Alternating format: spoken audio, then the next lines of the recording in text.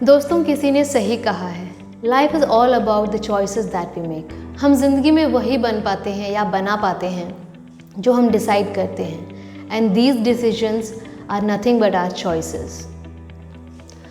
Coming to the context of this video कि कौन सा ऑफ़र एक्सेप्ट करें या ये ऑफ़र एक्सेप्ट करें या ना करें, that is should I accept this offer और नॉट।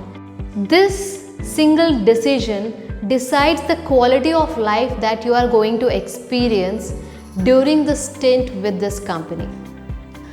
So friends, ये वीडियो बहुत इंटरेस्टिंग और इन्फॉर्मेटिव होने वाला है। वीडियो को पूरा देखिए, it's a very short video, so stick till the end.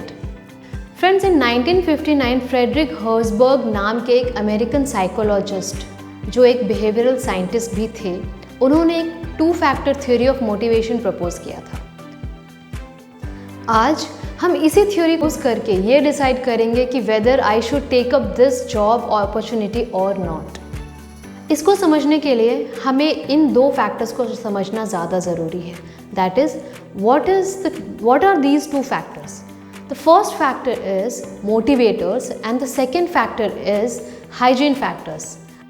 Friends, जो मोटिवेटर जो फैक्टर होते हैं वो किसी भी जॉब के अंदर प्रेजेंट होते हैं। The motivating factors are present with in the job. और साइमल्टेनियसली हम जो हाइजीन फैक्टर्स होते हैं वो जॉब के अंदर नहीं होते, वो जॉब के अराउंड होते हैं। अब मोटिवेटर्स जो होते हैं वो एक इंसान को हार्ड वर्क करने के लिए मोटिवेट करते हैं, और जो हाइजीन फैक्टर्स होते हैं उनके होने से तो ज़्यादा फर्क नहीं पड़ता है, बट उनके ना होने से इंसान डीमोटिवेट हो जाता है। Have you identified your hygiene factors? अब हम एक एक करके हाइजीन फैक्टर और मोटिवेटिंग फैक्टर के अंदर जाएंगे। So we will begin with hygiene factor. जो हाइजीन फैक्टर होते हैं वो जॉब के अराउंड होते हैं और वो काफ़ी हद तक हमारे पर्सनल लाइफ से भी कनेक्टेड होते हैं।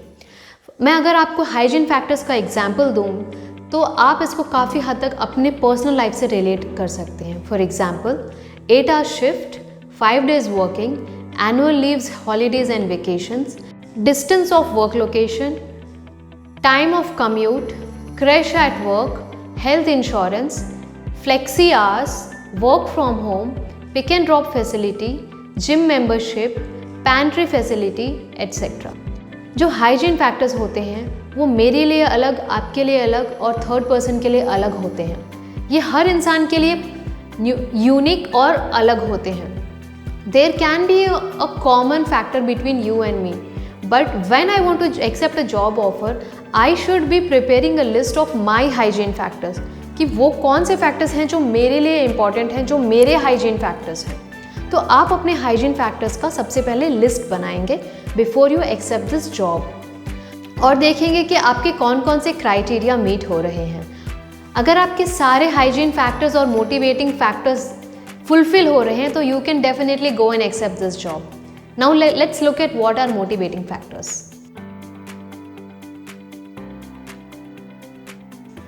The first question is duties and responsibilities.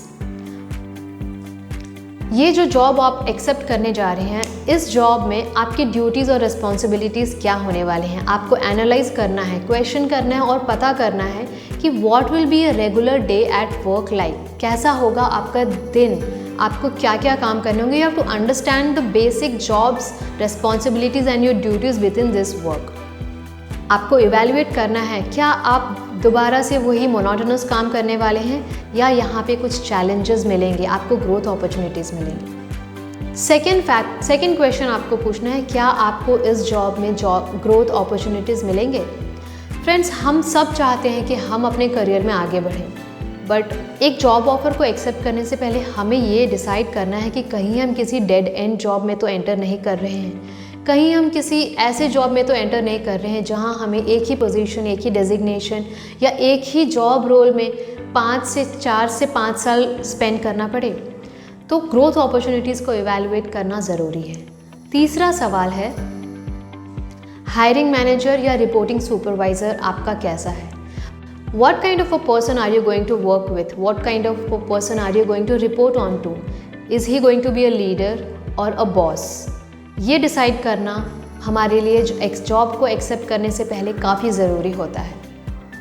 ये असेस करने के लिए हम अपने रिपोर्टिंग सुपरवाइज़र या हमारे हायरिंग मैनेजर के लिंक्डइन प्रोफाइल को असेस कर सकते हैं और उनके करियर एस्पिरेशन को अंडरस्टैंड करने की कोशिश कर सकते हैं कि ये पर्सन अपने करियर को आगे किस तरह ले जाना चाहता है, ये person how passionate is this person about this career. So is he going to be a supportive kind of a manager or is he going to be a suppressive kind of a manager? अगर LinkedIn profile से कुछ समझ में नहीं आ रहा है, then rely on your network, speak to your friends, find out who amongst your connections is connected to this person and figure out what is this person like. You can also reflect at the conversation which you had with this person during the interview. And yes, listen to the gut feeling, because this person might not be interested in you. This person might be just interested to fulfill this position because he is not able to retain anybody in that position.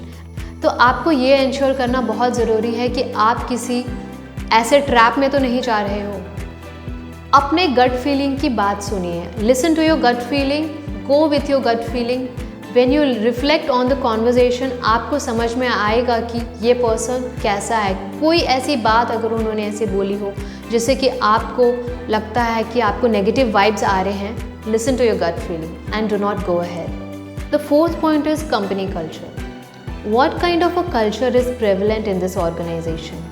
Is there a particular kind of a community which prevails in this organization? क्या इस company में एक particular community या एक particular gender या एक particular age group, एक particular reason, ऐसा कोई एक सिंगल ट्रेट है क्या जो यहाँ पे ओवरशैडो हो रहा है? अगर ऐसा है, then please do not go ahead because you will end up being the black sheep in the organization. And the fifth and the last question you have to ask yourself is the pay which the company is offering is in line with the competency and the skills that you possess. If अगर आप इस पे से satisfied नहीं हैं तो negotiate करिए और make sure करिए कि you are happy with the offer which the company is offering you. Finally जब आपने डिसाइड कर लिया है कि आपके हाइजीन फैक्टर्स और मोटिवेटिंग फैक्टर्स सारे फुलफिल हो रहे हैं, then you can definitely go ahead and accept this job offer. Wish you good luck and a happy stint at this company. Friends, अगर आप अभी भी अपने रिज्यूम पर अपने अचीवमेंट्स शोकेस नहीं कर पा रहे हैं, then please visit my this video, because in this video I have clearly demonstrated how you can use numbers to highlight your resume and differentiate your resumes from the rest. If you like my channel and the content of this video, then please hit that like button and subscribe to my channel because this gives me a lot of motivation. तो friends, आप भी Herzberg की 2 factor theory को अपने life में apply करिए, figure out करिए कि आपके hygiene factor and motivators fulfil हो रहे हैं कि नहीं, and then take up this job offer. Because जितने ज़्यादा फैक्टर्स आपके हाइजीन और मोटिवेटर्स के अंदर फुलफिल होंगे, उतनी ज़्यादा आप सेटिस्फाइड और मोटिवेटेड रहेंगे अपने इस नई कंपनी में. So I wish you all the best at this organisation and a happy stint.